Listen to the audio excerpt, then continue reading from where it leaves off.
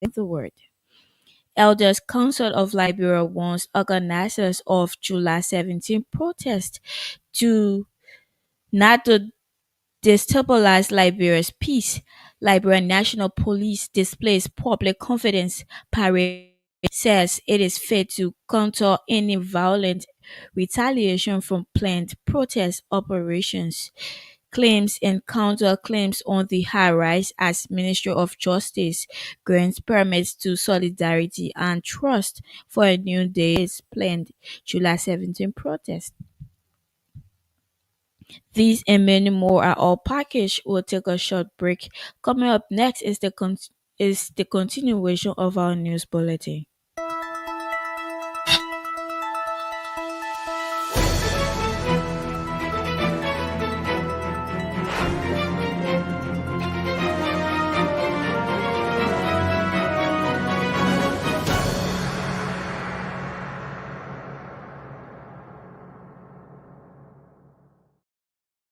And the Voices of the Elders has cautioned Liberians ahead of the July 17 protest. The group is calling on the organizers of the protest to act in the spirit of patriotism to maintain the peace of the country. A brief press statement in Monrovia Tuesday referred Liberian writer Mary Lauren Brown, who is also an elder, said while it is true that the citizens have the right to assemble peacefully, it is also necessary to preserve. She emphasized that Liberia has come a long way in maintaining peace and stability. As such, it is a shared responsibility of every citizen to sustain the country's peace. In the same minister that the Evelyn Kandaka stressed the need for peaceful coexistence, emphasizing the need for citizens to demonstrate patriotism and nationalism during and after the July 17th arrest. The Joint Command of Liberia National Police was seen Tuesday in a social media video footage demonstrating its confidence and control of state security. The command consisted of high profiles alongside officers of the Police Patriot Unit. The parade is taking place days leading to planned, much publicized July 17 protest by some civil society organizations within the country. And Trust for a New Day, a towering civil society organization, has since been lobbying citizens' interest to demand government accountability. Its leaders had gained massive support from leading political and human rights sentiments and fears towards the protest rise daily. The Ministry of Justice has officially granted permits to the civil society group Solidarity and Trust for a New Day stand for its planned public following a thorough review of the security implications of the group's request to the Ministry of Justice on July 30, 2025. This decision emphasizes the government of Liberia's continuous commitment to upholding the for Liberians to peaceful assembly as per Article 17 of the 1986 Constitution. However, the ministry urges the organizers and participants of stand to conduct themselves lawfully and highest level of restraint and respect for the law as they protest. As the right to peaceful assembly is constitutionally guaranteed, the right to protect all citizens against lawlessness is also constitution. The ministry in a statement urged states to govern within the boundaries of the law as law enforcers will be available to arrest any unlawful activity during the protest. It emphasized that the right to be mentored, but it must be exercised responsibly. The opposition Citizens Council of Patriots has submitted a formal petition to the Ministry of Justice and the Independent National Commission on Human Concerns over an alleged alarming mysterious deaths and human rights violations across Liberia. Reading the petition Monday in Monrovia, the group's chairman, Fode Massaquoi, cited a troubling pattern of unexplained police brutality.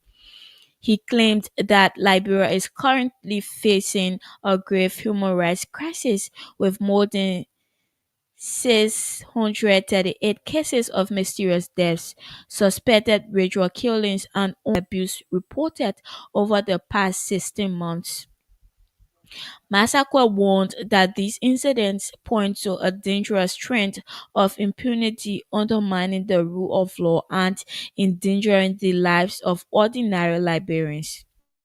The accused the Commissioner General of the Liberia Immigration Service, Elijah Rufus, of being allegedly linked to two of the suspicious deaths in court for his immediate recusal to allow for an independent receiving the petition on behalf of the Justice Minister, the Joint Security Coordinator at the Ministry of Justice, Wilson Bull, assured the petitioners of the minister's commitment to review their concerns and the Asset Recovery and Property Retrieval Task Force has expressed serious concern over reports that certain individuals currently under active investigation are attempting to flee Liberia to escape. In a statement issued Monday, Arab condemned these alleged actions, emphasizing that fleeing the country would not shield anyone from investigation or prosecution. According to the task force, on a deepen public suspicion and further strengthen the institution's commitment to recover stolen assets and uphold the rule of law.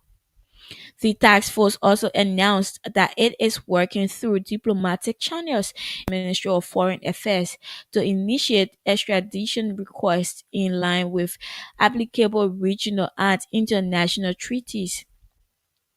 Arab further reminded all individuals of interest of their obligation to fully investigations, warning that any efforts to obstruct justice will be met with lawful and coordinated responses. If you are just joining us, welcome to Focal News Summary. Let's take a quick look at our headlines so far. Of Liberia warns organizers of July 17 protest now to destabilize Liberia's peace. Liberian National Police displays public confidence parade operations, says it is fit to counter any violent retaliation against operations, and claims and counterclaims on the high rise as Ministry of Justice grants permits to Solidarity and Trust for a New Day stand ahead of its planned July 17 protest.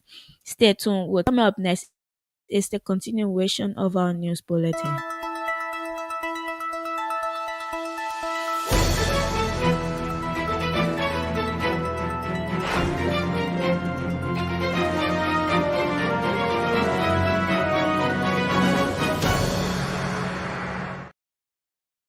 Welcome back.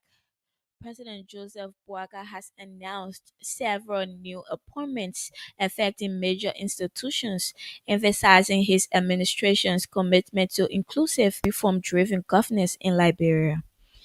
The appointments impact the Liberia Telecommunications Authority, Ministry of Justice, Ministry of Internal Affairs, National Lottery Authority, and Liberia Electricity Corporation Board. Information required where applicable. Among those appointed are Patrick Horner, Angela Angela Cassell-Bush, and Ben Fofana as LTA commissioners, and Cora Konwa as deputy minister. Others include Richmond Fleming II as commissioner of Shevlin Township, Peter Solo as National Lottery Authority director, and Siafak Boli Jr. to the LEC board. President Boakai expressed the appointees' integrity and qualifications, urging them to uphold diligence, loyalty, and professionalism while advancing Liberia's development and reform agenda. The Liberian National Police has announced disciplinary actions against several officers found guilty of misconduct, administrative violations, and abuse of authority. The measures follow investigations conducted by the LMP's Professional Standards Department. Released the disciplinary actions involve officers across various ranks and divisions and reflect the institution's commitment to professionalism, integrity, and accountability in law enforcement. Without pay at Officer Washington, we said Patrol Officer Alberta Williams and Patrol Officer Andrew Falika. The LMP also confirmed the reinstatement of several officers who have completed their suspensions. They include Patrol Officer Esther Flomo and Patrol Officer Jude Kolongo. In addition, Superintendent Madi Wongbe has been reassigned due to 117 days of absence without continued poor performance. The LMP reiterated its commitment to ethical conduct, internal accountability, and maintaining public trust through consistent enforcement of professional standards. Of Liberia, Yami Kwese has called for a review of the 1986 constitution to reflect contemporary realities during his confirmation hearing before the Senate. Justice Kwese emphasized that delays in constitutional constrain the courts to interpret law strictly by the framers' 1986 intent despite changing societal dynamics. He argued he argued there is an urgent need to revisit issues like mandatory jury trial, overcrowded courts, and delay case resolution, calling Liberia the only West African nation with mandatory juries.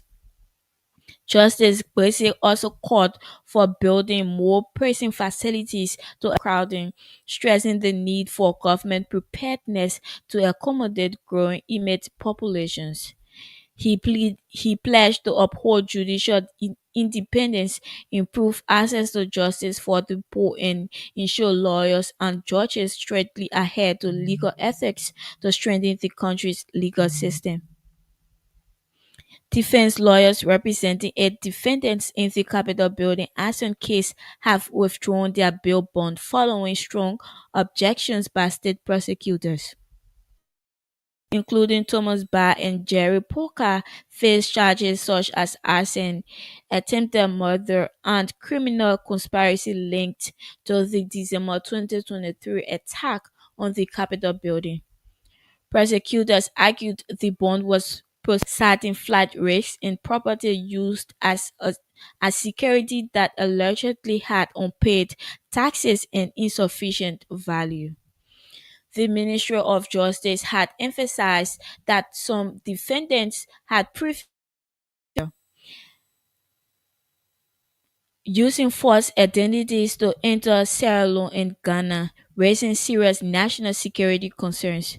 Judge Roosevelt Willie is expected to hold further hearings soon to decide whether a new or if the defendants will remain in pretrial detention.